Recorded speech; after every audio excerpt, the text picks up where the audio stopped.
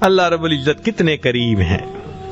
چنانچہ ایک اور حدیث مبارکہ سنیے، جاء رجل الی النبی صلی اللہ علیہ وسلم وهو یقول، ایک نوجوان آیا نبی علیہ السلام کی خدمت میں اور وہ کہہ رہا تھا، وَذُنُوبَاهُ مَرَّتَيْنِ أَوْ ثَلَاثَ، 2 دفعہ اس نے کہا ہائے میرے گناہ، میں برباد، میں مارا گیا، لٹا گیا، جیسے ہم کہتے ہیں اپنی زبان میں، تو انہوں نے یہی کہا کہ ہائے مجھے میرے گناہوں نے برباد کر دیا۔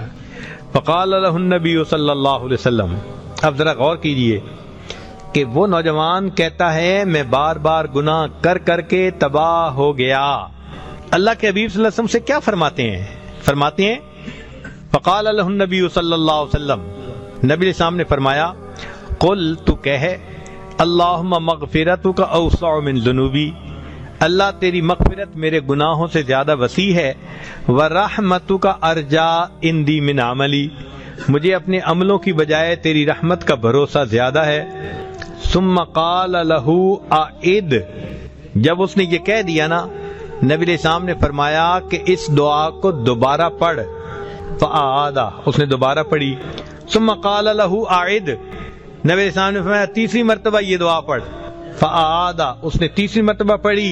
فقال، نبی علیہ السلام نے فرمایا قم، کھڑے ہو جاؤ، فقد غفر اللہ لک، اللہ نے تیرے گناہوں کو معاف فرما دیا۔ تو حدیث پاک سے ثبوت مل رہا ہے بار بار گناہ کرنے والے بندے کو اللہ کے حبیب نے فرمایا اس دعا کو 3 مرتبہ سچے دل سے پڑھ دو، کھڑے ہو جاؤ، اللہ نے گناہوں کو معاف فرما دیا۔ اس لیے جب انسان اپنے گناہوں سے توبہ طائب ہوتا ہے تو اللہ رب العزت توبہ کو قبول کرنے میں جلدی فرماتے ہیں۔ اس لیے جبریل علیہ الصلوۃ والسلام نے آ کے بتایا، اے اللہ کے حبیب صلی اللہ علیہ وسلم، ہم ہر چیز کو تولتے ہیں، ہم ہر چیز کو تولتے ہیں سوائے گناہگار بندے کے ندامت والے آنسوؤں کو۔ تو نبی علیہ السلام نے فرمایا آنسوؤں کو کیوں نہیں تولتے؟ اے اللہ کے نبی صلی اللہ علیہ وسلم، ایک ایک آنسو پر اللہ رب العزت سمندر کے برابر گناہوں کو معاف فرما دیتے ہیں۔ ایک ایک آنسو پر اللہ تعالیٰ گناہوں کے سمندروں کو معاف فرما دیتے ہیں۔ آگ کے سمندر کو ایک آنسو بجھا سکتا ہے۔ سبحان اللہ۔ سوچئے جب اللہ تعالیٰ اتنے کریم ہیں اور چاہتے ہیں کہ میرے بندے میری طرف لوٹ آئیں تو ہمیں وقت سے فائدہ اٹھانا چاہیے، اور انسان یہ بھی نہ سوچے کہ جی میں تو گناہ کرتے بڑی دیر لگ گئی۔ چنانچہ سنیے گا ذرا، ذکر ان بعض الرجال عبد اللہ تعالی 20 سنتاً ثم خلط 20 سنتاً، ایک آدمی تھا، اس نے 20 سال نیکی میں گزارے، پھر گناہوں میں پڑ گیا اور 20 سال اس نے گناہوں میں گزار دیے۔ ثم نظر فی المرآۃ، پھر اس نے شیشے کو دیکھا، فرأى الشیب فی لحیتہ، اس نے اپنی داڑھی میں سفید بالوں کو دیکھا، فأحزنہ، اس کا دل بہت صدمے میں آیا کہ اتنی میری عمر ہو گئی اور میں گناہوں میں پھنسا ہوا ہوں۔ وقال، اور وہ کہنے لگا، یا رب، اے پروردگار، ان تبت الیک اتقبلنی، ان تبت الیک اتقبلنی، کیا اگر میں اب توبہ کر لوں تو آپ مجھے قبول کر لیں گے؟ فسمع ہاتفا یقول، اس نے ہاتف کی آواز سنی کہ کسی جواب دینے والے نے جواب دیا اور یہ کہا، یا فلان، اے فلانے، اطاعتنا فشکرناکا، تو نے اطاعت کی تو ہم نے تیرے اس نیکی کو قبول کر لیا، ثم ترکتنا، پھر تو نے ہمیں چھوڑ دیا، فامہلناکا، ہم نے تمہیں مہلت دے دی، ثم ان عدت الینا، اگر تو لوٹ کے آئے گا، قبلناکا، ہم تمہیں پھر قبول فرما لیں گے، فعاد الی التوبہ، بندہ توبہ کی طرف مائل ہو گیا۔ تو دیکھیے اللہ تعالیٰ تو تانا نہیں دیتے نا۔ اللہ اکبر کبیرہ۔ ایک عجیب بات سنیے، بہت عجیب بات، سبحان اللہ۔ ہم گناہگاروں کے لیے بڑی امید افزا بات ہے، ہم خطاکاروں کے لیے اور گناہگاروں کے لیے بڑی امید افزا بات ہے۔ قال موسیٰ علیہ السلام، موسیٰ علیہ السلام نے اللہ رب العزت سے گزارش کی، عرض کی، یا ربی، اے پروردگار، اذا سألک الطائع ماذا تقول له، جب آپ کو نیک بندہ فرما بردار، طاعے قرآنی لفظ ہے، اتینا طائعین۔ تو اگر نیک بندہ آپ کو پکارتا ہے تو آپ جواب میں کیا فرماتے ہیں؟ قال لبیک۔ اللہ تعالیٰ نے فرمایا اس کے جواب میں لبیک کہتا ہوں۔ نیک بندہ جب مجھے کہتا ہے نا یا رب، تو میں اس کے جواب میں کیا کہتا ہوں؟ لبیک۔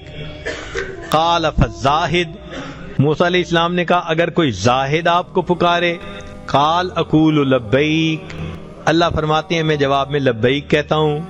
قال فالصائم، پوچھا اگر کوئی روزے دار آپ کو پکارے، قال اقول لبیک، اللہ فرماتے ہیں روزہ دار پکارے گا لبیک کہتا ہوں۔ قال، موسیٰ علیہ السلام نے پوچھا فالخاطئ، اللہ اگر خطا کار اور گناہ گار آپ کو پکارے، قال اقول، فرمایا میں اس کو کہتا ہوں لبیک لبیک لبیک۔ اے میرے پیارے موسیٰ علیہ السلام، جب گناہ گار مجھے پکارتا ہے میں 3 مرتبہ لبیک کہتا ہوں۔ نیک نے پکارا، روزے دار نے پکارا، زاہد نے پکارا، میں نے 1 مرتبہ لبیک کہا۔ اور جب گناہ گار مجھے پکارتا ہے فاقول لبیک لبیک لبیک۔ اور پھر رب کریم نے اس کا راز بیان کیا، فرمایا یا موسیٰ کل واحد من ہؤلاء یتکل علی عملہ، یہ جو نیک لوگ تھے، روزہ دار تھے، نیک تھے، زاہد تھے، ان کو اپنے عملوں پہ بڑی امیدیں تھیں۔ والعاصی، اور جو گناہ گار ہوتا ہے، یتکل علی رحمتی، اس کو صرف میری رحمت کا بھروسہ ہوتا ہے۔ اور میرا یہ دستور ہے کہ من یتوکل علی اللہ فہو حسبہ، جو اللہ پہ توکل کرتا ہے اللہ کافی ہو جاتا ہے۔ چونکہ گناہ گار میرے اوپر توکل کر رہا ہوتا ہے، میں اس گناہ گار کے جواب میں 3 مرتبہ لبیک لبیک لبیک کہہ رہا ہوتا ہوں۔ اس لیے کہتے ہیں کہ ماں اپنے بچھڑے بیٹے کا اتنا انتظار نہیں کرتی جتنا پروردگار اپنے بگڑے ہوئے بندے کا انتظار فرماتے ہیں کہ یہ میرا بندہ کب میرے دروازے پر آئے گا۔ آپ سوچئے اللہ کے در سے اگر کوئی پیٹھ پھیر کے جائے تو آداب شاہانہ کا تقاضا تو یہ تھا کہ اس بندے کے پیٹھ میں پیچھے سے ایک لات لگوا دیتے اور ہمیشہ کے لیے دروازہ بند کرتے۔ وہ بدبخت، تم میرے دروازے سے پیٹھ پھیر کے گیا، یہ دروازہ میں نے ہمیشہ کے لیے بند کر دیا۔ رب کریم ایسا نہیں کرتے جو پیٹھ پھیر کے جا رہا ہو۔ اللہ فرماتے ہیں فَأَيْنَ تَذْهَبُونَ، میرے بندے کہاں جا رہے ہو؟